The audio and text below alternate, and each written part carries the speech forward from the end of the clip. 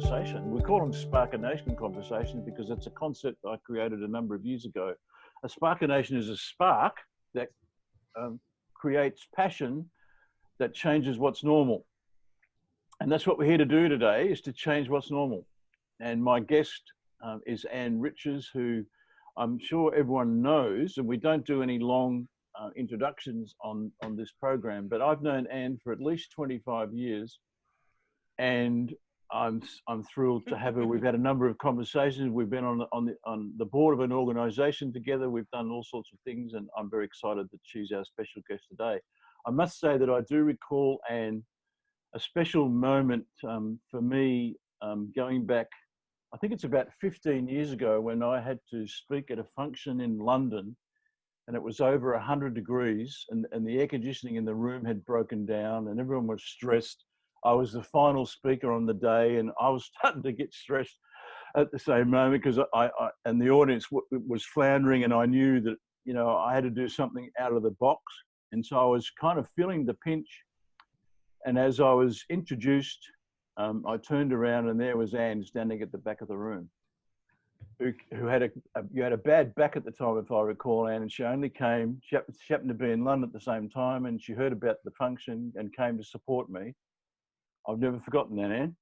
Oh, thank you, Ian. I had no idea that you remembered. Thank you so much. And we had a wow of a time. You were great. as it turned out. So, welcome, Anne. We're looking at the subject called navigating the Mindfield, and as you would know in the blurb, this is a conversation. You know, I don't do webinars. We don't have any slides today. It's a conversation between like-hearted and like-minded humans, and so welcome to those that are here. And let's begin with the obvious question, I guess. What is the Mindfield, and why should we know about it? Yeah, indeed. Well, some of you might know that I've just come back from Lightning Ridge. Has anyone been to Lightning Ridge? Any of you? No? Well, it's an extraordinary place in northern New South Wales, and it's been on my bucket list for about 48 years. That's another story. But we went off to Lightning Ridge, and I'd heard all these things that Lightning Ridge was, well, different. One of those places that you escaped to when you didn't want to be found, that the taxman kind of was not held in high regard, nor was any other kind of regulatory organisation out there. So we had no idea what to expect. And when we got out there, that was a good expectation to go with, because everything that you can imagine about the outback in that really bizarre Australian sense was happening. But we found ourselves in the opal minefields, and we actually, because we wanted to see what it really was like. And there was some extraordinary kind of real old Australian characters there. If you think about the hats with the badges and the beards and the, you know, the beer, and they're living in shacks and all that, it was just mind-boggling. And one of the things that somebody said to me was, you know, people have varying degrees of success here. They can be tunneling or digging down and looking for opals for years and years and years and never find anything. And then they're the ones that strike it rich. And this is the line that I wanted to start with. She said, but you know what? You can't tell a millionaire from a mug. And that resonated with me, because that's what the Mindfield's all about for me. That what you see with a human is not necessarily what you get. That there is so much going on below the surface, and we can only usually see what's above the surface. And even then we can miss it and get it terribly wrong. And so the concept of navigating the minefield for me is one that has even more relevance today, because in organizations, but we're seeing it now with governments, there's been this one size fits all approach. And what we know is that there's no wonder that there's been resistance. There's no wonder that right now we're seeing anger and frustration and protest and disappointment and massive increase in mental health issues and suicides going up, because this one size fits all approach can't possibly apply. So the Mindfield for me is about the fact that there is stuff going on above the surface and below the surface, and we need to explore deeply what that means. We do now. I'm sure, folks, that conjures up a number of images for you. So what's the Mindfield for you, folks? Firstly, and I've not been to Lightning Ridge, but my parents spent a very interesting period of time there where they were actually staying with the local cop who was assigned there about 20 years ago, and that was an absolute like something out of a Hollywood Western. So I can imagine. Absolutely, all of that. but the below the surface thing, if I can kick off, been seeing a lot of that lately, just managing a team who are also primarily in Victoria, and asking the question, are they okay? And of course they all want to present that they're okay and nothing's changed and everything's going to be fine, but you just know that beneath the surface there are a lot of concerns. Yeah, I was nodding vigorously when Anne was talking about that, because the nature of the work I do gives me access to people's inner realities that most people don't know about these people. And these are outwardly very successful, accomplished people, but underneath the surface, it's not always so pretty. And I think it's really useful to people to know that. I mean, number one, not to take others at face value, but number two, to have compassion for people, because you just never know what's going on with other people.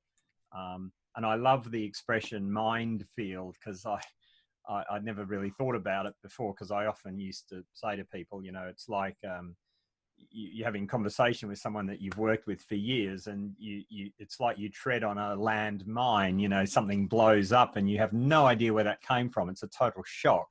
And the reality is that it was always sitting there under the surface. So I think it's a brilliant term, Mindfield. Well, thank you, Peter. And the amazing thing is that the lovely Robin Henderson and I, way back in 2012, I think, Robin, my first book on this whole thing was, where did that come from? The very phrase that you just used. And beautiful. Robin and I, Robin interviewed me, and we did a CD. Can you imagine? We did a CD on that whole... Not a cassette. Things have just happened so fast. But that's exactly right. You know, it struck me over a decade ago that question was, where did that come from? Because suddenly we see people behaving emotionally that doesn't make any sense to us. That what they're showing us and what we seem to see, why would that happen? So the moment, for example, my heart is going out to people who are living, well, let alone the people in Beirut, but people in Australia with Lebanese families. Yes. Because on top of everything else that's going on right now, there's been this massive explosion in Beirut. Trump, of course, thinks it's deliberate and it's, you know, who knows. But there's no real knowledge of it yet. But can you imagine, with everything that's going on in the COVID world, that if you are Lebanese, you have family in Lebanon, can you imagine that? So people suddenly have got another layer of stuff going on below the surface that you might not have anything about, to know anything about.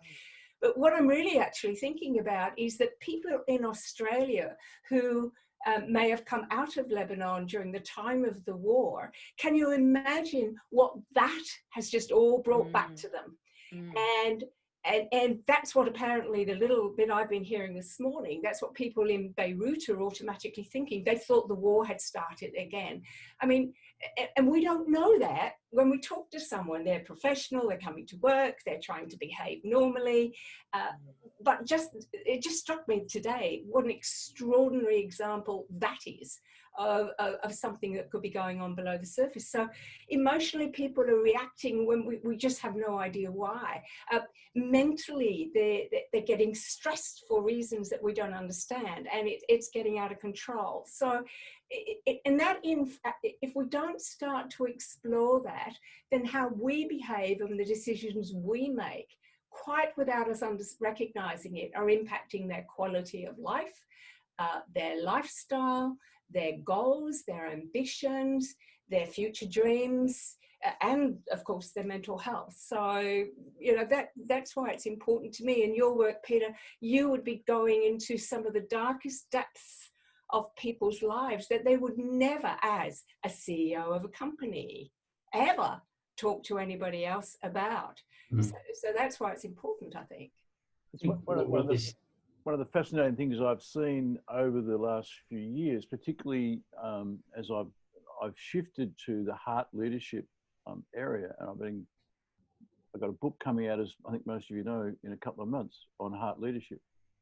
But one of the things I came across very early, which I'd be interested in your thoughts. And the name of the guy who made this statement is not in my mind at the moment. But what he said was,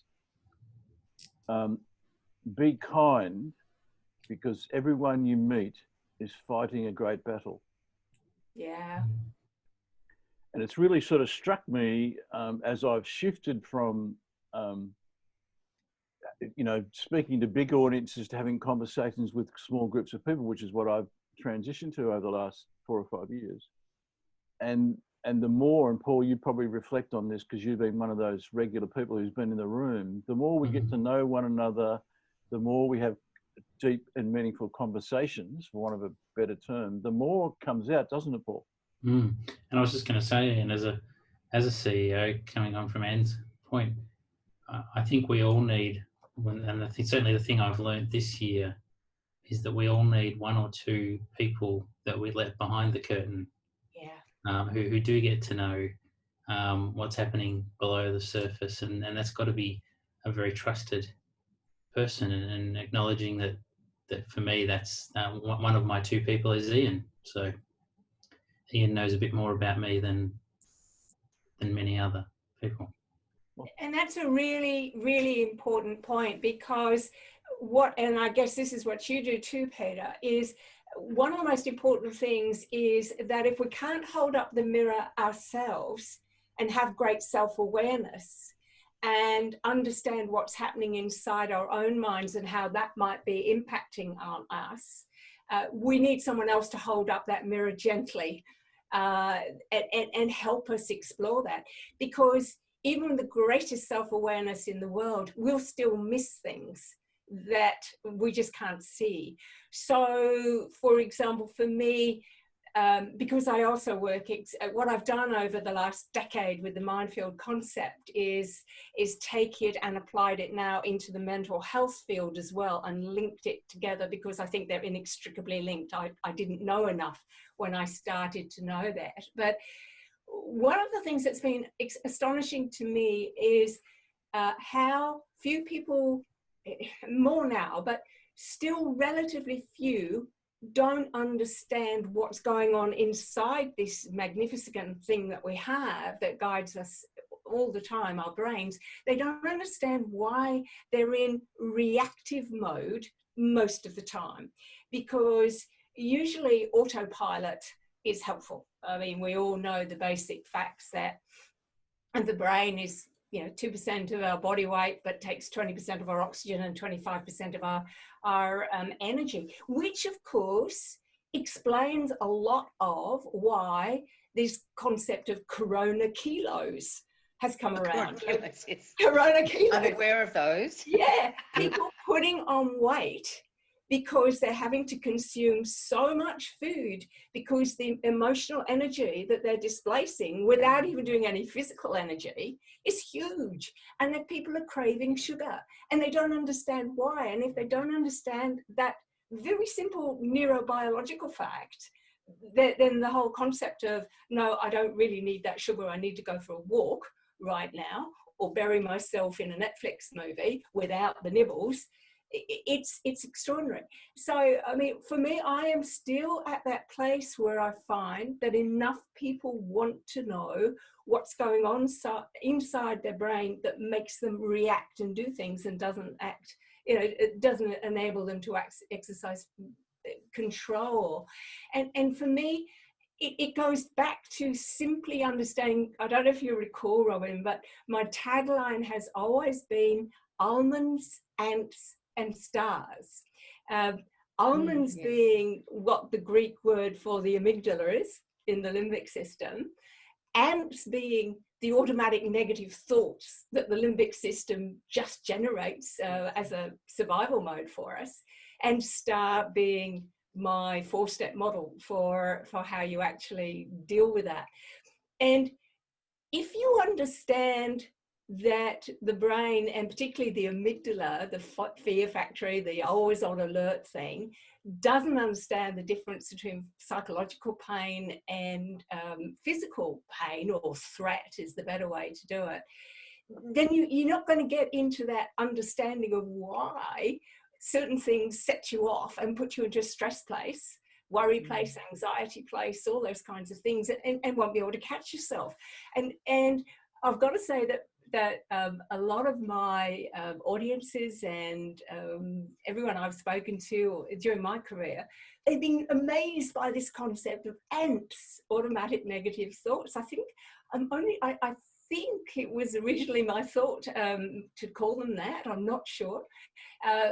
But I mean, even today I had an ant because, and I was talking to Ian before we came on saying, NBN was put in yesterday. And normally most people go, NBN, oh my God, good luck. Which is so we'll let's just sort of park that for a moment, because I'd like to bring Robin into the conversation, but I want to, before you do, Robin, just want to sort of park that piece there, because it's something about, it's not actually human nature to be negative. We've actually conditioned ourselves to be negative. So I want to sort of park that, but Robin, let's have you join in. Oh yeah, thanks, Anne. It's interesting, Anne, because when you were talking, and when you were saying about, how does it apply? I do, as you know, Anne, I do a lot of work up in Darwin and have done for the last 6 years for not-for-profit, and there's a bubble up there. If they're born and bred Darwin and might have been to Bali or might have travelled overseas, but it's a bubble. And when you go there, so I'm always conscious of that, of Darwin think, it's very different to Australia think. And then based on what you're saying about the ants, on top of that, you've got people who read, now this is a real generalization, I know they're not good to make, people who read headlines, not articles. So they're reading a headline and they're going, oh, wow, that's a fact. Not an opinion, a fact. And big decisions are made in Darwin on opinions, not facts. And then you've got the layer of social media coming on, and Facebook and Twitter, and, oh, you should see what they said about this and this. And I go, stop looking at your devices. Where are you getting your information? So not only is there all the bodily things you're describing, there's this layer of Australian, we'll generalise it, negativity that's fed by the social media mediums and some of the general media on TV. Yeah. So so distancing yourself from that is I won't say it's a battle, but it's a constant for me, constant awareness. Even as I read the papers and I think, well, they're all opinion pieces. There's not a lot of fact there. But I think we get caught up in the, oh my God, I'm not going to be able to go to the Tweed Heads ever again, rather than, okay, well, give her an hour, she'll change it that if you're a border resident, you can cross the border, you know, which she did do within an hour. But, you know. One of the things I mentioned to a client on the phone earlier today was, we're talking about, you know, it's not really social distancing, it's physical distancing. Absolutely. Yes. And I talked to him, I said, look, I think there's another distancing we need to do, and that's distancing ourselves from disinformation. Because we're in a sea of it. Absolutely. I don't know if anyone caught the ABC last night, which, funnily enough, being in Singapore, I did.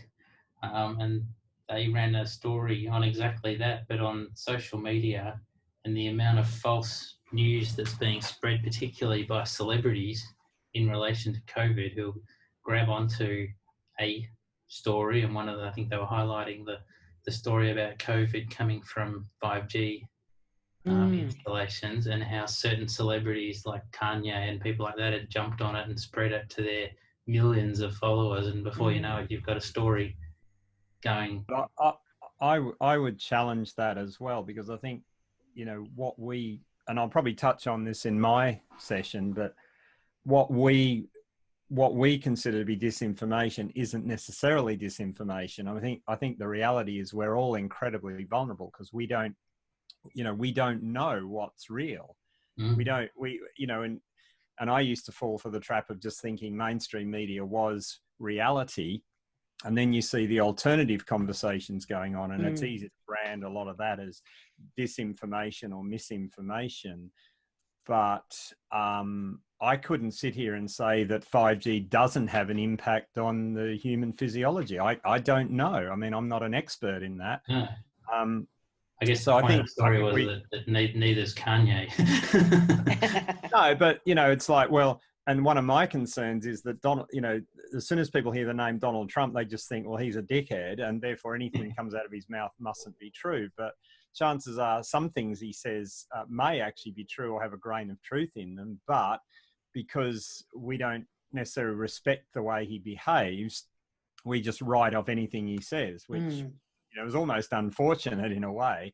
But I think we're all vulnerable with this, and I'll probably touch on it when I do my session, and it isn't my session, so I'll pass it back to Anne. Well, one of the interesting things, Anne, that I wanted to ask you about, because it seems to me it's like up in here, I've got all this stuff through in the environments that I've been a part of, and I've stored all this stuff, but my brain doesn't actually know the difference between reality and not reality.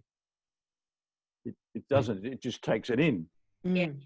And so there must be, and I'm sure you've got something. There must be a map that sort of helps us navigate this. So we've got all this stuff went in here. We don't know whether it's true or false or otherwise. We make an opinion judgment about that based on our conditioning. Yeah. So how do we find our way through all of this? I guess the map is, as we've started to say, first of all, recognizing that we don't know what we don't know. And to that point about all that information coming in, if you're particularly vulnerable, Peter, as you've just said, so for example, in the UK, today I think is your first Liberation Day completely. And my sister has just gone out into the world because she's been locked up since February. Because, listen to my language, locked up, but listen to my language. She's been locked up because that's her language, which is astonishing. But she's extremely vulnerable, and I, with the greatest love in the world, not particularly discerning with the information that she has, but she's got 24/7 all the crap television channels running in the background. Yeah. And part of the map, Ian, is to understand that our brain responds in a particular way, looking for shortcuts all the time to conserve that energy that I was talking about earlier. And the way it does that is just store information without sorting it. And then it pulls out the information that suits our reality. It suits which is why we're not very good at listening to alternative point of views, because they don't fit our stories.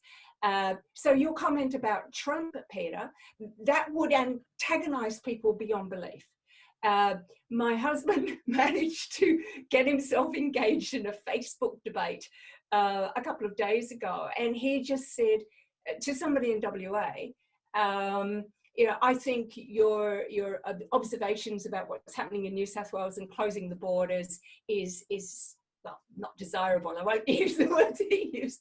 And the torrent of abuse that came was extraordinary. He just expressed an opinion. Yesterday, I put a piece on LinkedIn simply describing the neuroscience experiments that show that, and this has been a replicated RCT trial, and it's been done several times, it's gold standard, that taking a Tylenol or a paracetamol may help for social pain as well as for physical pain, because the brain doesn't know the difference. My God, you should see the commentary. And it's as if I'm saying, go out there and overdose on paracetamol. That's the answer. But that's not what I'm saying. It's your point, Robin, about people reading the headlines. So the map, Ian, is to understand what is happening in our own minds and understand that our amygdala, our fear factory, which gets that information because it's there to protect us from saber-toothed tigers, not particularly relevant in the 21st century, but coronavirus is doing a pretty good imitation of it. It's there to save our lives, essentially. And so it's filtering, what do I hear, see, read, taste, touch that feels like a threat? And we don't know that until we've sorted it through you'll appreciate this, Peter, the technical term that I apply is the database of nasty things. It's our history, you know, and what are our past experiences, or what are we hearing that means we don't have to think about it, but other people are telling us, like, as you said, Robin, the background noise. What does the Daily Mail in the UK say? I mean, the font of all knowledge. So we have to start to recognize what are our amps, what triggers those amps. So here's the map. What are the things that trigger us that we're aware of? How can we work? And then once we know that, what are our amps? What are our triggers? What are our early warning signs? This sounds fairly psychological approach, Peter, because that's what it is. And I've just tried to, without a psychology degree or background, this is just neuroscience as well. I mean, the beautiful convergence of the two. If we know we experience amps, and that's because our amygdala, our almonds are trying to save our lives, if we know that they don't know the difference between psychological threat and physical threat, if we can work out the things when we have an ant and what's triggered it, then hopefully we can work out not to do that in future. And you're saying ant, is that the word you're using? A-N-T, yeah. A-N-T. Automatic negative thought. Yeah. Which is just the brain's natural default. And I think it's so important to understand that point, because and that's why you know, a lot of my keynotes, I start off with the whole topic of fear, because it's all based around this desire to protect ourselves from threat, and the mainstream media plays on that because it's always, you know, I call it the bad news. You know, I say to my wife, why are you bothering to watch the bad news? And I used to always feel sorry, you know, when I'd go and visit client organizations and I'd be sitting in reception and they'd have 24/7 BBC or, you know, whatever news in the background. And I always felt sorry for the receptionist or security person sitting there, because all day, whether they realize it or not, they're absorbing all this stuff. And it's a tiny fraction of reality. In fact, I decided that news, NEWS, stands for never ever whole story. Oh, that's a good one. Never ever whole story, because it can't be the whole story. And what they pick is the juicy bits that get our brains to downshift into, you know, the headline.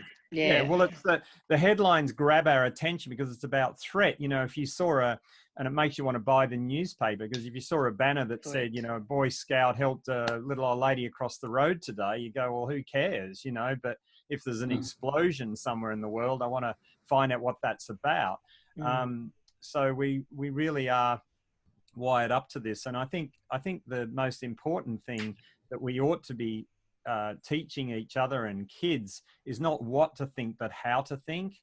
You know, how to critically analyze everything, because information is contaminated by, you know, political and financial, economic agendas that we're not privy to. And we just assume that, well, this must be a fact. Yeah. And as you say to your clients, no doubt, Peter, and I say to other people, even, well, thoughts are not facts. They're simply a construct that we use based on our database of nasty things, together with our thinking style. And that, for example, takes you into that whole realm of, are you somebody who naturally is more optimistic in their thinking or naturally more pessimistic? I'm not particularly a fan of that whole positive psychology movement. I think there's some question marks about it. But there are people who see the world in a more positive light. And there are people, based on their experiences, because I don't think this is something we're born with, but we may be environmentally exposed to it at a very early age. You know, we have to, that map of how you get through the minefield is recognizing all these things about yourself. And for some people, they'll never recognize them, because it actually requires you to look deep inside, and some people don't want to see what they see because it's very painful. I wonder. Is anyone familiar with Byron Katie's The Work? Is there anyone? Can you tell us? She was the grief lady, was she? Well, Byron Katie, Byron Katie, Katie. She created something called The Work. It's a little bit like CBT, but it's her own system that she developed when she was in her 40s. She had this kind of enlightenment moment where, you know, she was depressed and angry at everything, and you know, seriously overweight and on the verge of self-destruction. And she had this whole experience that sort of woke her up. And she's now well into her 70s, and she's teaching this. And the work is really clever. And she has 4 questions. The first question is it true? So whatever belief that's driving you crazy, is it true? The second question is, can you absolutely know that's true? So it's inviting people to explore, do you really know this is, you know, to be a fact? And regardless of how you answer the first 2 questions, the third question is, how do you react when you think that thought? So getting you to tie that thought to your emotional and you know, physical reactions. And then the fourth question is, who would you be without that thought? And getting people to explore the possible alternative reality that might exist for them. And there's more to it. I mean, she has the thing called the turnaround, where you look at it from different angles. It's very, very clever, incredibly powerful. So it would fit nicely with the stuff you do, Anne. She's definitely worth checking out. It sounds great, because the way that I created my own model for that, as I said, you know, more than a decade ago, was I created this concept called STAR. So almonds, ants, STAR. And STAR is a very simple acronym. It basically stands for stop, think, act, rewire. And by that, and it sounds like it's a version of this woman's marvelous thinking. It's basically, part of the map is to understand, how do we know that we're feeling something that's aroused that fight-flight mechanism, which is what the ants do. And I am amazed at how few people understand that your physiological response is faster than your cognitive or intellectual response. Yeah. Now, it's not by much, and I'll talk about Ben Libey's work in a second, but it's enough that if you start to understand how your body reacts when it's in a fear state. So, for example, does your heart start to race? Do your shoulders tense up? Do you get a funny twitch in the side of your mouth? Do you feel sick? For me, I often get a frog in my throat. So when I'm going out to speak, I have to clear that frog 30 minutes before I get on. It comes out in all sorts of ways. And you see it constantly. I don't know about you, but it took me ages to get used to people who would tap their knee, you know, constantly. And I just wanted to say, stop it. But it's their body reaction. But when you ask people, what is your stress signature? What does your body tell you that instant it's starting to feel aroused? Most people don't know. I mean, for example, Peter, what's yours? Oh gosh, as in the physiological thing. Yeah.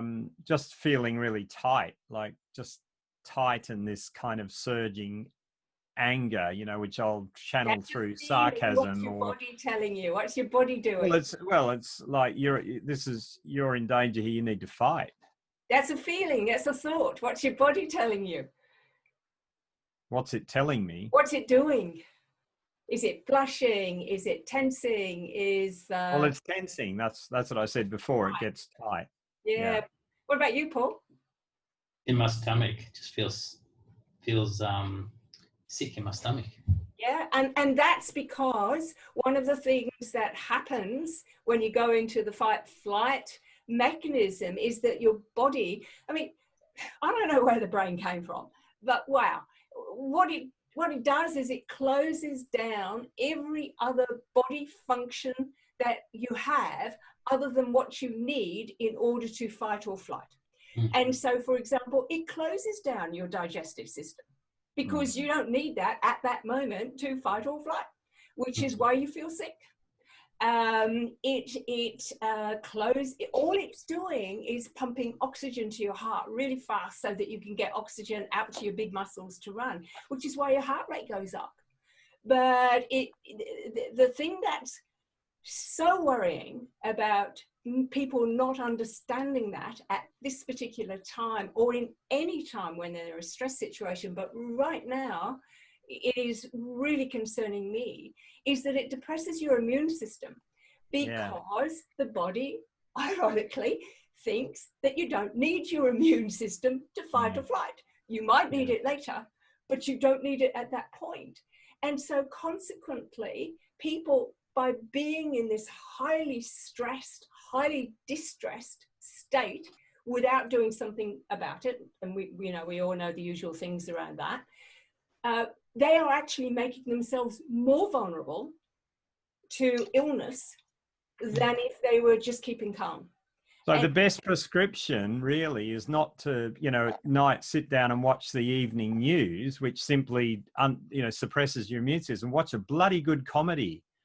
Just have a good laugh. That's really the best solution, isn't it? Not let's find out how many people died of COVID this today on the planet. That doesn't help people's immune system. Or it's perhaps, and we won't go there today, but it's, heart leadership is actually ignoring the brain initially and just paying attention to the heart. Because the heart knows. Yeah. And then asking the brain. Now, it's taken me a year to rewire. I love your star. Stop, think, act, rewire. It's taken me a year to rewire myself to ignore the brain and pay attention to the heart, and then ask the brain. I also maybe will go into another little area, seeing we're a small group, and I think people are interested in this. I read a wonderful book called The Untethered Soul by Michael Singer. Who was the author? Michael Singer. Oh, beg your pardon. Sorry. Which I highly recommend. But one of the things that he suggests, and this is not his language, but when you were talking earlier and using the word, I think you said, just looking at my notes about commentary, his view was we are not the commentary, we are the creator of the commentary. And that the untethered soul is about taking a step back. I first learned this through meditation, where you discover that you're not your thoughts, but rather the one who's having them and the one who's creating them. So this is a whole different field. But I know myself that nowadays, when I pay attention to the heart first, I've maintained my meditative practice, that the mind is less busy, less noisy. And my body is less, like my reaction is I have a tensing. I can actually, if I feel my fists clench, I know that trouble's on the way. Absolutely, your stress signature. Yeah. And so that's the physiology. But what I've found is that the more I don't go to the brain initially, rather follow the heart first, the less clenched fisting I'm doing, the less physical reaction I'm having. So that when I do get to the brain, I'm much quieter. And Singer goes into a whole lot of, techniques about how to do that. So that's a book I highly recommend, because we're not our thoughts. We're not.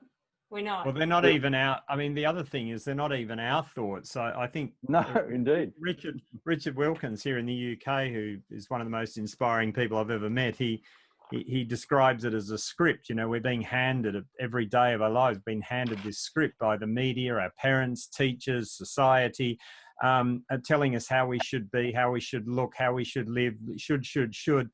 And it all goes in without any resistance, particularly when we're young children. And then we think they're our thoughts. They're not our thoughts. They were given to us. And so we need to be saying, well, is that true? Where did I get that idea from? And I'd like to know what the act-in star, what is that?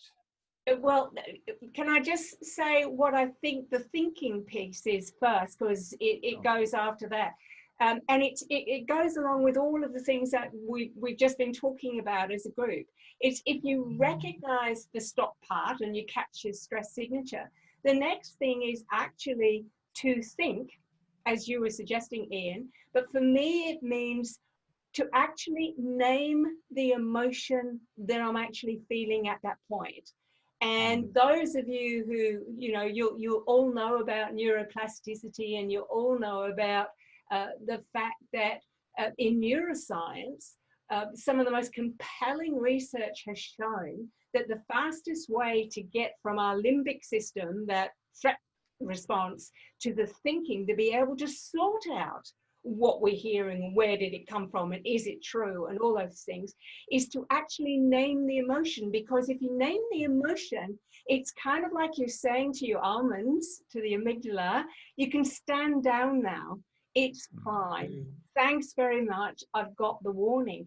But the curious thing for me, extraordinarily curious thing for me, is that when I set this up, and I'm kind to people, I hope, Ian, when I do this, I say to people, so can you tell me right now the name of the emotion that you're feeling at this particular moment?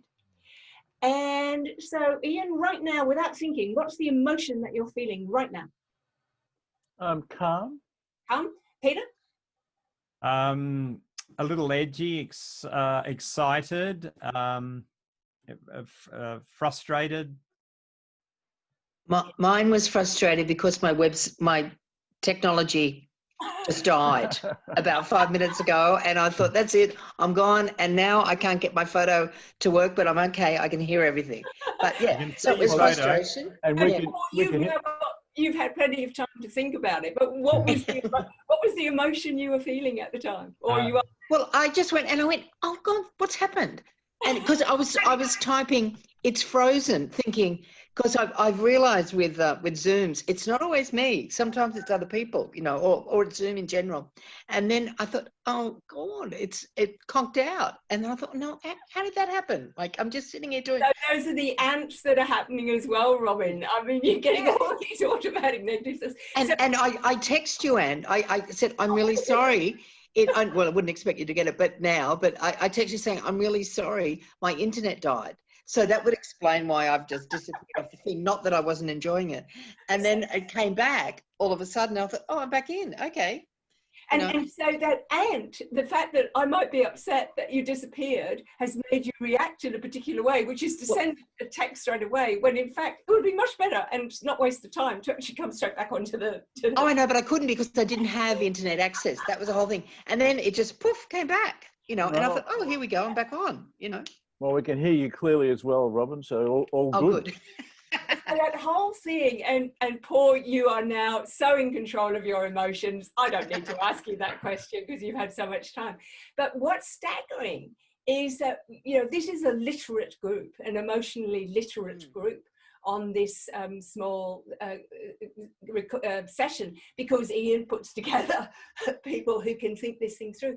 But if you're talking, and so Paul, when you're talking to a group of employees or so on, you will notice, I'm sure, as I have, the lack of emotional vocabulary that people have. I mean, there are many suggestions about how many words there are for emotions, but we know that there are hundreds of different words for emotions. And what the neuroscience tells us is if we name the emotion, so right now I just thought, gosh, there's a dog, I wonder who's got that. That was our Molly going to dictate terms to somebody. So, but even then, just watch how my amygdala was immediately distracted by the sound of a dog. And I, therefore, am using my STAR technique to actually stay focused on what we're doing. So name the emotion, because neuroscience tells us if we can name it, we put the prefrontal. You name it, you can tame it. Name it, you can tame it. That's the old line. Especially because I have and not by design, but a primarily white male leadership team, emotion doesn't come into the conversation. Yeah, what's that? What's that all about? Because your emotions are acting first, you know? I mean, and just on that, Paul, pre-COVID, when I'm known for change leadership expertise, and you go in and you talk to people whose change initiatives are failing all over the place, and you say, well, have you checked on how people are feeling? There's a big silence. I took my team on a... And we just tell them what they have to do. What's the problem? We've communicated, we've given them plan, we've given them deadlines, we don't know that. Yeah. But how are they feeling? How has this change got in the way of their parking space? The team they're going to work with, where the printer's located, whether they're going to have natural light or not on their desk. I mean, people are getting really cheesed off with these questions because they haven't been asked. I had an experience years ago. I was working with the leadership team at Heathrow Airport, and they were about to drive this massive change program, which is exactly what you're talking about. And they were putting up all the plans around the room and all of this. And I'm sitting there thinking, you haven't even talked about the people that you want to implement this program, whose jobs are going to be at risk, and you're not even talking about this. And I really challenged them to stop and think about the impact, because those people are going to need more resources and more energy to do what you want them to do. And yet what you're going to be driving is a change that is going to have them all in threat mode, which is going to be, I reckon you and I should be working together, Peter. We're very aligned. We should. And I was going to ask you, Anne, this stuff, you know, like the STAR and the ants is your thing, is it? The ANT? I believe so. I love that. And I'd love to quote it. Have you got stuff you've written on this so that I can refer to? Or I'm referred to in a number of books, and I'll send you some stuff. Thank you. I took my team on a mindfulness to a mindfulness conference last year or a couple of years ago, and it turned out to be one of the biggest misfires of my career, because it was that they were just so not ready for that. And you know, I get that too, Paul, because it's like Ian's talking about meditation, and in fact Peter talked about watching a good comedy, but what we said right at the beginning is that, and my thing is, no one size fits all. And so I find mindfulness extraordinarily I can't do it. My brain, well, at the moment I'm not able to do it. My brain doesn't shut up long enough for me to be able to do it. I find it very distracting. Meditation, same thing. Now, I understand it. I understand the evidence for it. I understand that mindfulness can be as effective as a mild antidepressant, same way as exercise can. But for me, it isn't my thing. And similarly, going off and watching comedy is not my thing. It doesn't make me laugh. But I tell you what does work for me, which is also kind of really bizarre, and that is that if I need distraction, I want to watch really dark scan noir, really bleak, subtitled foreign movies, preferably from Scandinavia. And Wow. yeah, and I want someone to do a research. That wouldn't do it for me. Oh, the Annabelle, not Anne. Comedy does it for you. Absolutely. Different. Yeah. I've lost you in. Can't hear you, Ian. You're on mute. Yeah, you're mute. I muted myself because I didn't want Molly to take us away from the conversation. But is this part of the ACT part of your Yes, star? it is, because once you've thought about what you're experiencing and you name it, then you have the opportunity, as you do in your work, Ian, and clearly others do, you have the opportunity to choose your behaviour. And you choose how you're going to respond in that situation. Now, this doesn't come automatically. You have to practice this. You have to work out what works for you.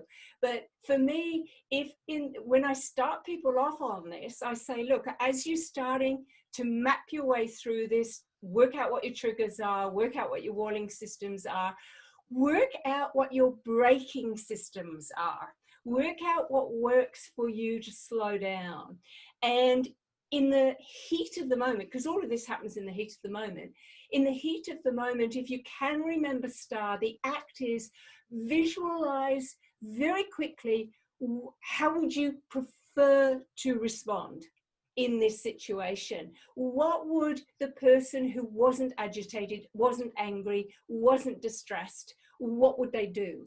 And here is the work of Benjamin Libet. He's a neuroscientist from mid-last century, who did a lot of work on that concept of free will, free won't. How do you spell the surname, Anne? Libet. Okay, yep. And he was very controversial, and especially in the psychological behavior world as a neuroscientist, because it created this whole debate about whether there was free will or free won't. But I think the science behind his hypothesis is pretty well validated now, that he said that there is about between 0.2 and 0.5 of a second's delay between when you get conscious awareness of the threat and when you do something about it. So when your thinking brain kicks in. And if that is true, and that's what my STAR is based on, if that is true, then you've got about 0.2, 0.5 of a second to modify your behavior. Now, this is only going to come over time. But it reminds me of that wonderful, wonderful line and insight from Viktor Frankl in that great book, Man's Search for Meaning, where he said, between stimuli and response is a choice. Absolutely. And in that gap lies our freedom, or words to that effect. Yeah. And that's what Libet set out. Well, that's what Libet has proved. And so stop, think, act. If you've done this often enough, you'll know what to do. I mean, I've had the most extraordinary experiences. Peter, you can add, and others, I'd love to know what you do. But I mean, I've had people say to me, oh, well, this is what I do. And they've got an elastic band around their wrist and they pring it. Which brings them back to reality. I've got somebody, he was a big guy, you know, he was in my group, towered over me, a really strong, macho kind of guy from, I think he was Texan. I mean, and that conjures up all sorts of ideas. And he said, oh, I know what you're talking about, Anne. He said, I'll go and get it for you. So he walked over back to his desk, pulled it back, and there's this stupid looking bear. He's got this toy bear. And I said, what do you do with that? He said, every time I get agitated, I look at it and realize that's how I could look, and it snaps me out of it. You'll love my technique, and I just say out loud, I say Yoda, because it reminds me to get back to the life force. Absolutely. And often that changes just in itself. So that's my mantra when I'm feeling clenched fisting. I say out loud sometimes if I'm with people. I say it silently. What's that, Paul? Mine was a can of Red Bull when I feel Oh, something about the petrol on the fire, isn't it? Yeah, something about the hit of energy to the brain just puts me right. Yeah. But sometimes you won't have, if you're in the middle of a meeting and somebody has just said something to you which makes you go bang, and you don't have a can of Red Bull in front of you, actually that's still a good strategy. Walk away and just say, excuse me, I just need to go and get a drink. I just need to go and do this. I mean, walk away is a fantastic strategy. And I talk to people in relationships about this, that if two people are going for each other, I'm very blessed. I don't have that experience with my partner, but people I know are going for each other, sort of in an aggressive or unpleasant way. And I usually have one before, like 20 minutes before going into a scenario where I might be in that danger zone scenario. Like if I'm going in to do a client pitch or something like that, I usually just chug a Red Bull beforehand and then I'm fine. And the other thing to do is just breathe. Yeah. If you can walk out of the situation, great. If you can grab a Red Bull, great. If you've got a stupid toy bear or an elastic band or any of the hundreds of things that people have said to me, but just that whole breathe thing. And Robin, you may or may not remember, but one of the things you and I laughed about was my technique that said just to do that, put your thumb in your belly button and just push your belly against, as you breathe, push your belly out to your thumb. And that just consciously shifts your energy. And I did suggest probably not a good idea to do that in a meeting, just to actually shove your thumb in your belly button. But there are some simple strategies that you can use, STAR, and then the R is rewire. I mean, if you don't reflect, you don't learn. If you don't, like you said, Ian, it takes ages. That's why I feel for people who are trying to rewire their brain to give up chocolate, to give up alcohol, to give up cigarettes. But those things are tangible, but it's changing behavior that drives those things that are really important. To give up habits of thinking, the very things that we've been talking about, to not give them up but rewire them, not to accept everything on face value, to learn the critical thinking skills that you're talking about, Peter, to actually rewire, learn to say, is this true? Is there another way of looking at this?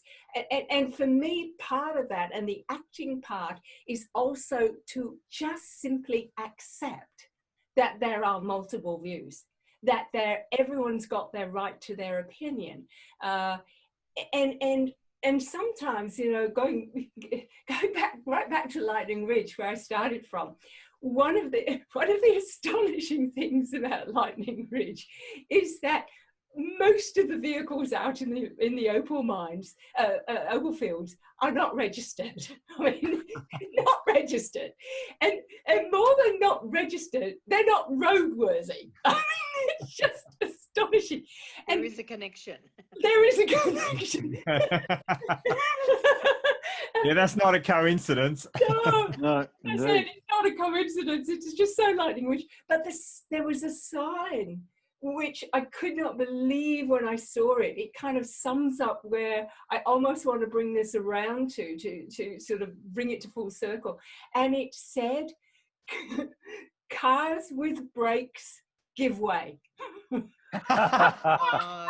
I love that. I had this immediate, my mental image when you were talking, Anne, was the movie Deliverance. Yes, well, it's exactly like that, Ian. But cars with brakes give way. Oh, I have to tell that story in the UK. That's beautiful. Just, well, make sure you know. But it's but the thing about that is that what it was a metaphor for me was that some of us who are more skilled than others in all of this, we need to help others. Yes. We need to. Have you got a photograph of that sign? I do. I probably. Oh, that's. I mean this. I love this, Anne. This is so powerful, and it's such a beautiful metaphor. I really think that's great. If you're the one that's got the brakes, give way. So how do we do that, Anne? I guess is where we should go. I'm sort of conscious that we're heading towards the top of the time. So how do we do that? Because I think some people, it's like, for example, I talk about, I think self-awareness is the number one leadership skill, and not a lot of people are self-aware. The number two people skill, in my view, is awareness of others.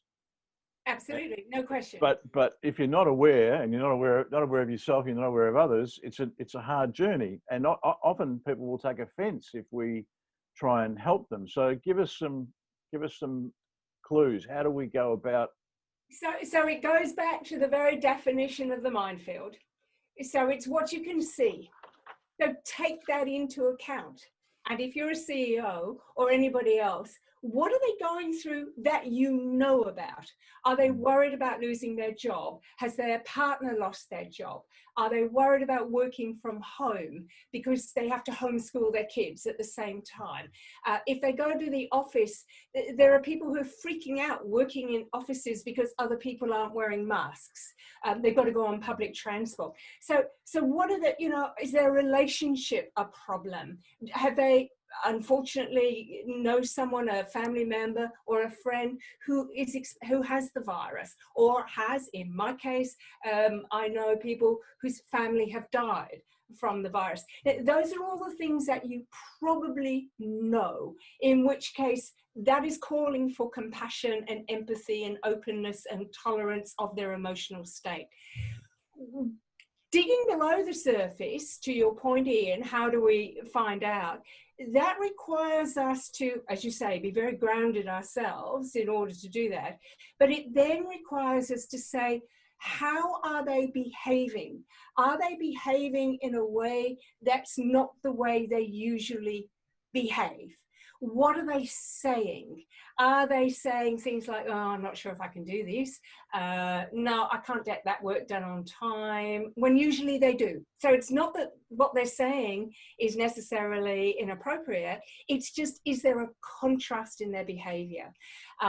If you were in a face-to-face situation, if you are having meetings, or even on Zoom meetings, if people have always turned up, got a nice disposition, always contributing, got something to say, and suddenly they don't. Or so that's the behavior. The other thing is, that's what they're saying. What are they looking like? Have you noticed that they've changed even physically the way they look? So, when I'm doing a Zoom call, I do try to put a jacket on, and if I'm presenting and look the part, I can't say I guarantee that behavior with all Zoom messages, but what if people, you can see they're not looking after themselves physically anymore when they used to. So I had someone who worked for me a little while ago, and she always looked like she'd stepped off the front pages of Vogue. And I always knew when there was a problem when she came into the office in tracky dacks, flat shoes, no makeup. It was a classic sign that her behavior. So what are they saying? What are they doing? And, this is the courage bit. Ask, check in, simply say, I'm an Are You OK ambassador as well. And the tagline of that, as you know, is a conversation could change your life. But it's around us. It's beyond saying, are you OK? Because that's a closed yes or no answer.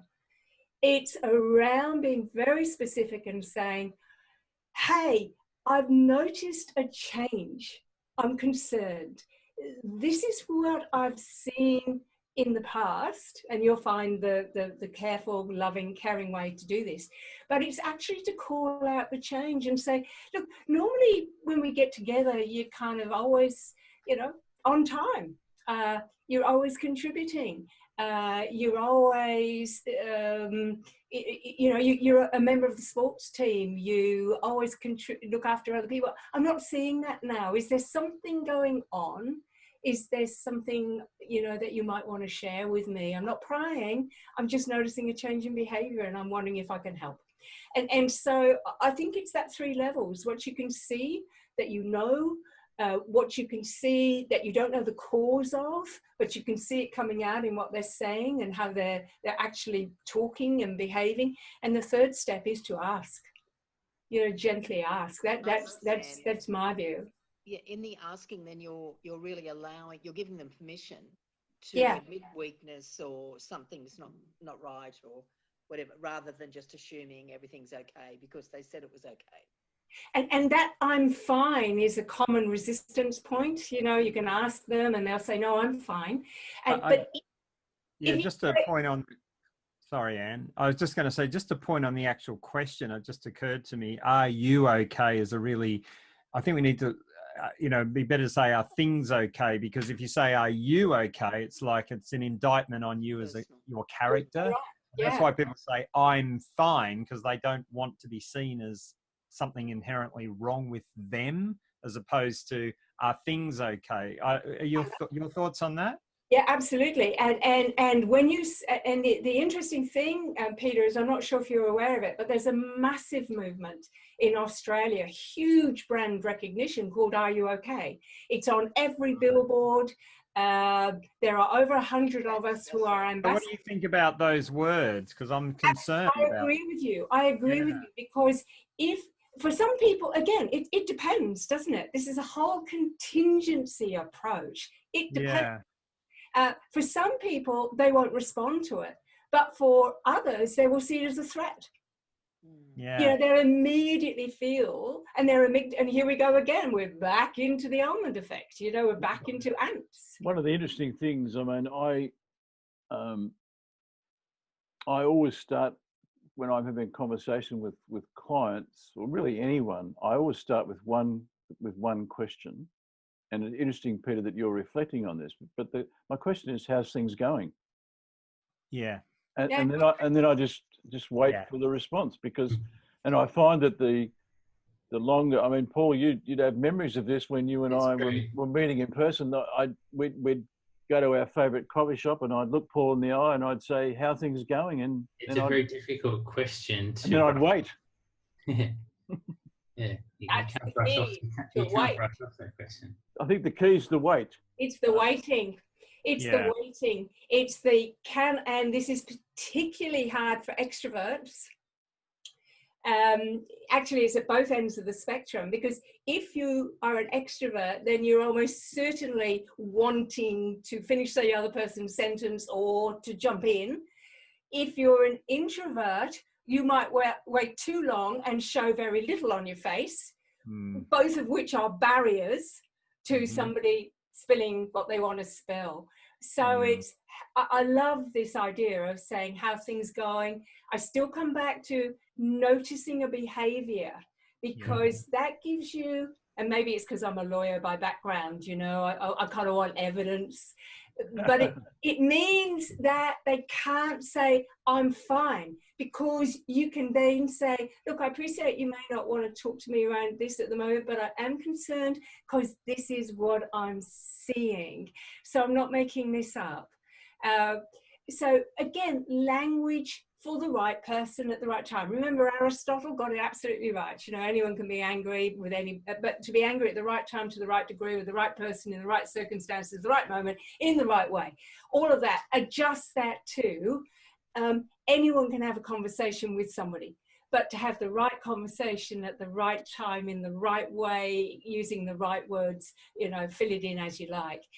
But that's where taking the time, I try to, and I'm still rewiring, I try to pause for at least 5 to 10 seconds after I've asked a question that I think you can see people's eyes that requires time. I mean, you can see where their eyes go.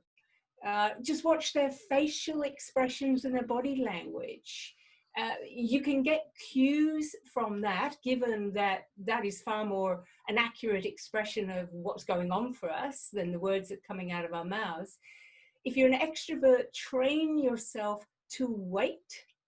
Count to 5, count to 10. Yeah, I think you mentioned this earlier, Robin. This you said the pause. You know, this is the you know, it's almost a built-in thing. We've got 2.5 seconds, you know, to respond ourselves. So maybe 2.5 seconds is a bit of a guide to how to the pause.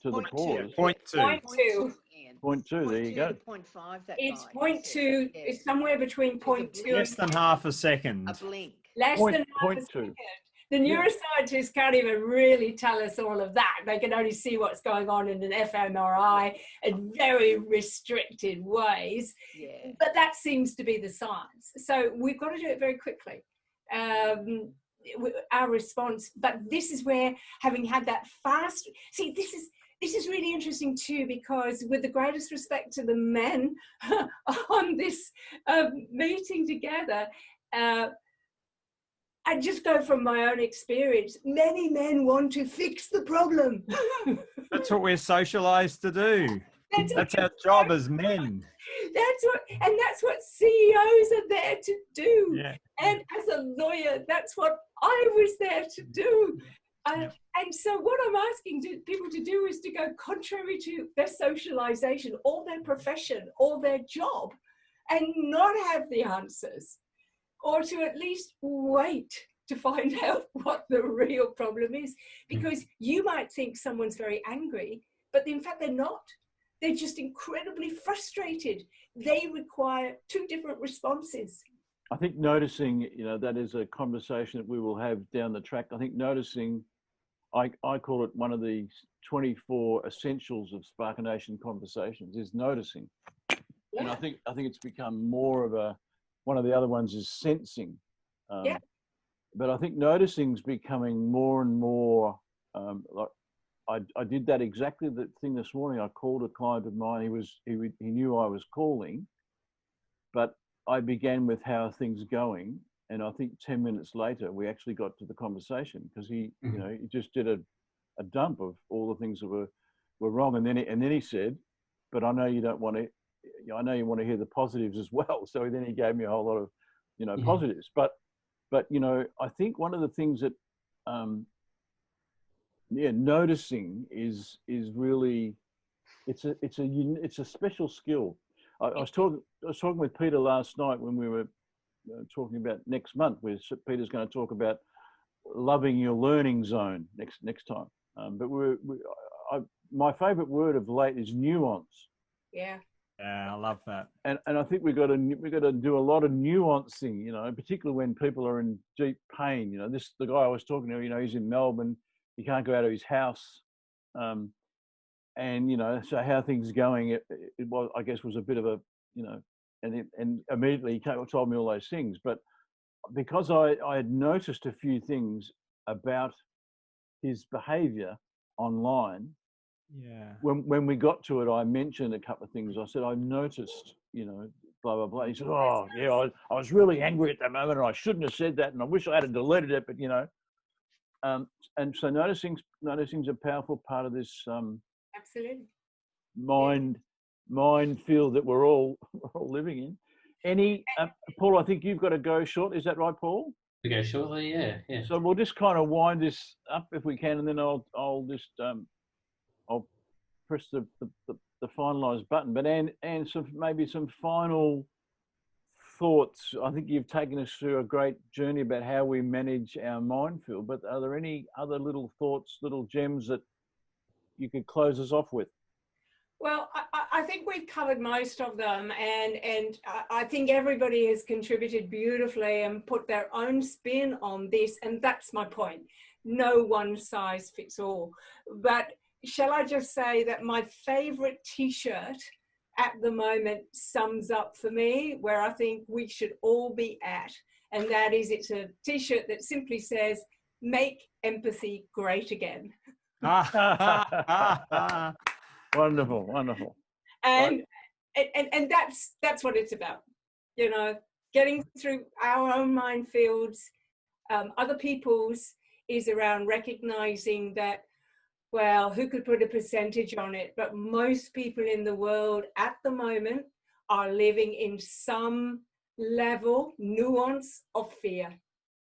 And that means that their reactions are not what you can expect when we were before coronavirus. And the world has changed forever.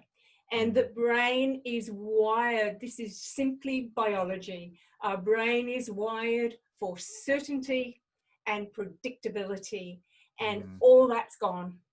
All that's gone. Indeed. And so the human brain right now is absolutely unprepared for what's going on. And those of us who have this ability to step up, we have to show great compassion for ourselves and for everybody else.